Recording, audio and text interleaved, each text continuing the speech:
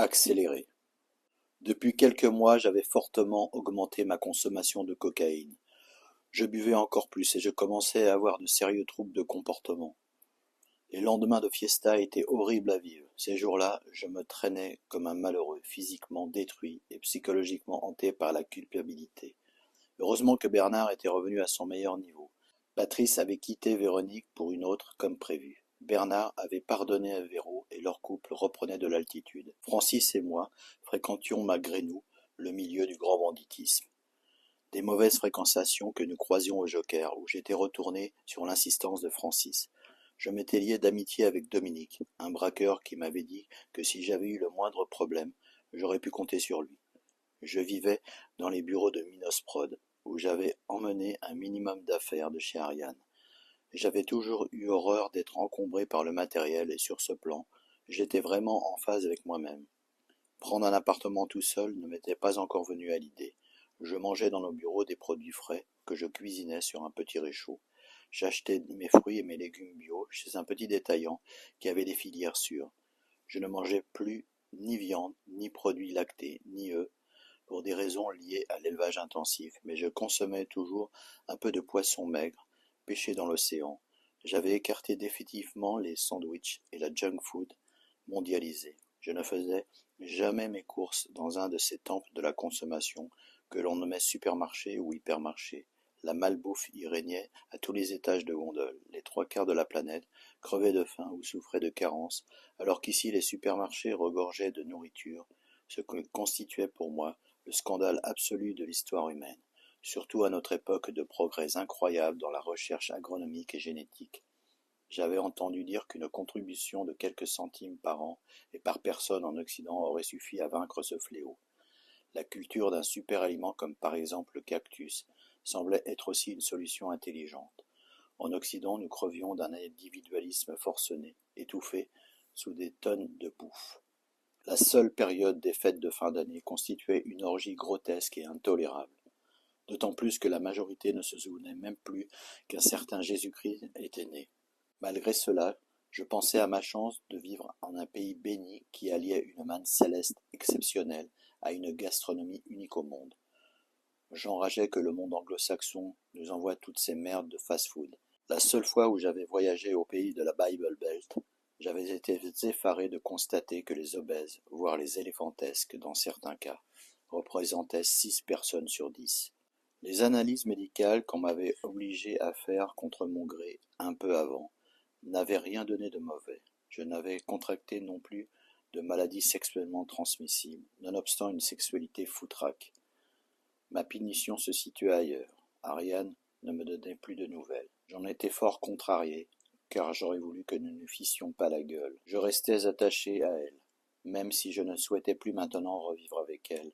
Avec le recul de ces quelques mois, je m'étais aperçu, je l'avais aimée surtout, parce qu'elle m'avait permis de changer mon existence. Ariane m'aimait toujours dans son cœur de femme, mais je l'avais déçue.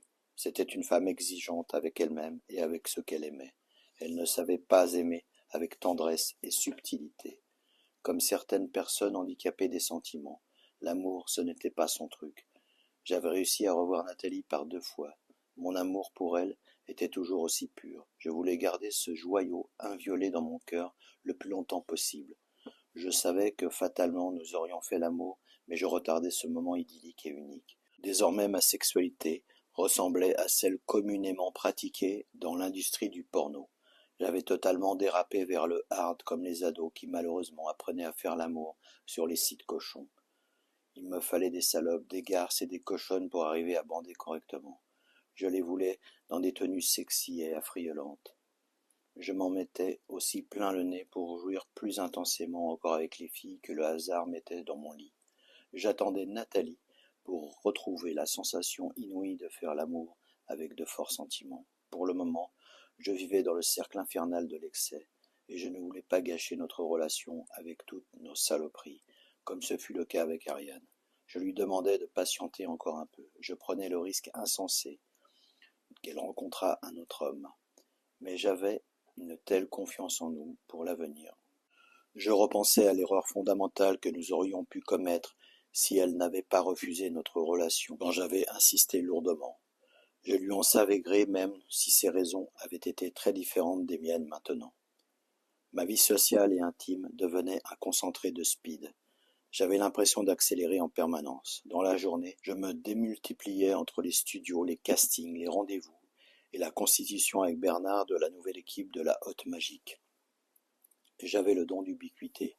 J'augmentais les cadences, les prises de coke la journée, d'alcool le soir et le sexe à toute heure. J'entretenais 3 relations en même temps, Isabelle et Laurence que je voyais dans de petits hôtels discrets et Sarah qui habitait non loin des studios et ne travaillait pas, et chez qui je montais l'après-midi durant ma pause. Comment pouvais-je faire pour toutes les contenter? Des fois, j'étais vraiment borderline et la séance de baise tournait au fiasco à cause de mes abus ou de la fatigue. Je n'en avais jamais assez. Le sexe était tout aussi addictif que l'alcool et la cam. J'expérimentais presque tout en ce domaine. J'étais resté trop longtemps avec mon ex-femme dans une sexualité au ras des pâquerettes. Il me fallait rattraper le temps perdu. J'étais dans une sorte de frénésie sexuelle alimentée par des fantasmes. J'essayais les putes de luxe qui traînaient sur l'avenue du quartier chic à côté du Joker. Je me faisais faire une gâterie derrière une porte cochère lorsqu'en fin de soirée ma lucidité était plus qu'altérée par les excès. J'aimais traîner dans les derniers bars à hôtesse. Certains occupaient le lieu d'anciennes maisons closes, très renommées d'avant, la veuve qui clôt. J'apprenais beaucoup avec ces filles, souvent intelligentes et sensibles. La plupart arrondissaient leur fin de mois chez des mères maquerelles déguisées en tenancières. Certaines travaillaient là pour connaître temporairement le frisson de faire l'amour avec des inconnus ou se mettre à la place d'une prostituée. Mes expériences sexuelles ressemblaient à des travaux pratiques en sociologie. Le champagne coulait à flots sur les anecdotes que des filles me narraient sur des clients aux envies des plus tordues. Je lâchais des fortunes pour avoir 2 ou 3 filles en même temps. Je m'étalais sur des canapés rouges d'alcôve coquine avec des diablesses en tenue légère. Je me prenais pour un empereur romain, une coupe dans une main et le sexe dans l'autre. Un soir d'ennui et de solitude, il me vint l'idée de rôder autour du diable au corps, par boîte échangiste sur la petite île au milieu du fleuve. Francis m'avait donné le tuyau. Il y avait passé de bonnes soirées avec Marlène notamment. Après quelques pas d'hésitation, je me décidai à rentrer seul car je n'avais personne à échanger. Je sonnai à la porte sombre et un grand type affable m'ouvrit. Après m'avoir jaugé, il me souhaita la bienvenue. Je passai à la caisse, payai l'entrée du club. Je descendis par un escalier à colimaçon dans cet antre des plaisirs, et je me dirigeai directement vers le bar pour continuer à boire. J'observais la clientèle installée sur les banquettes dans la pièce contiguë au bar. Il y avait là 2 couples, mon teint entièrement nus, et 2 hommes seuls. Le couple nu se donnait en spectacle devant les 2 hommes qui s'étaient rapprochés. Au mur, une télévision diffusait un porno. Je regardais cette scène sans ressentir la moindre excitation. Un peu plus tard, un couple entra par la porte derrière le bar et s'installa à côté de moi. Ils commandèrent 2 coupes et m'en proposèrent une. J'acceptai en me demandant pourquoi. Je les remerciai. L'homme regarda sa femme en lui caressant les cheveux, puis il se tourna vers moi pour me parler. Elle est belle, non? Oui, très jolie. Elle te plaît? Oui. Je voudrais que tu la prennes devant moi. Ça te plairait? Euh, Pourquoi pas? Sommes au fond dans la petite alcôve. Rejoins-nous dans 5 minutes. À tout de suite. Ils prirent leur verre et repartirent par où ils étaient venus. Après quelques minutes de réflexion, je posai mon verre et je partis les rejoindre. Je passai dans une enfilade de pièces sombres.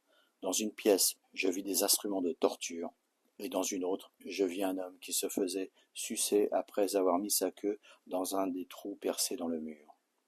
J'arrivai enfin dans l'alcôve au fond. Il y avait une table sur laquelle sa femme m'attendait, allongée, les cuisses légèrement écartées. L'homme me tendit un préservatif. Il continuait de caresser sa femme et je fis de même. J'abaissai mon pantalon et mon slip. J'essayai de mettre la maudite capote. La femme m'aida en me masturbant. C'était terriblement envoûtant, un peu comme un rite initiatique. Je fus bientôt prêt pour le rut. L'homme semblait terriblement excité, mais il restait habillé. Il s'était assis et passait une main dans les cheveux de sa femme. Son autre main s'agitait sous la table, probablement posée sur son sexe. Sa femme leva les jambes et les reposa sur mes épaules. Je l'attirai un peu vers le bord de la table et je la pris sous le regard de son homme. La sensation d'être un violeur sous les yeux d'un voyeur m'envahit. C'était très étrange. Il ne me regardait pas, mais il dévorait sa femme des yeux. Je les voyais briller d'une lueur intense. Sa femme gémissait doucement et tournait la tête vers lui. L'acte ne dura pas très longtemps, car je jouis assez rapidement, tellement l'excitation avait envahi tous mes sens. Je pensais qu'elle n'avait pas eu le temps de jouir, mais lui, si. Je retirai la capote de mon sexe et la jetai dans la corbeille. Je m'essuyai avec un Kleenex. Je remontai mon slip et mon pantalon, puis je les quittai, en les remerciant. L'homme parut content. En rejoignant le bar, je pris un chemin différent de l'allée, et je m'arrêtai dans une autre salle pareille à une grande alcôve. On aurait dit le chœur d'une petite chapelle. Il s'y déroulait une scène incroyable. Une femme se faisait prendre par un type, pendant qu'une dizaine d'autres garçons, nus, se tenaient devant, prêts à prendre la relève. La fille avait son mec à côté qui l'encourageait à prendre encore plus de plaisir. Un des types se retourna vers moi et me sourit. « Tu ne trouves pas que c'est du domaine du sacré, la déesse qui se sacrifie sur l'autel ?» Oui, c'est vrai. Je rigolai avec lui, puis je regagnai la sortie, un peu écœuré. Il me fallut longtemps pour réaliser ce que j'avais vécu. Je ne venais de vivre qu'une petite partie des déviances sexuelles pratiquées par l'homme de tout temps, et pourtant, j'en sortais fragilisé et marqué.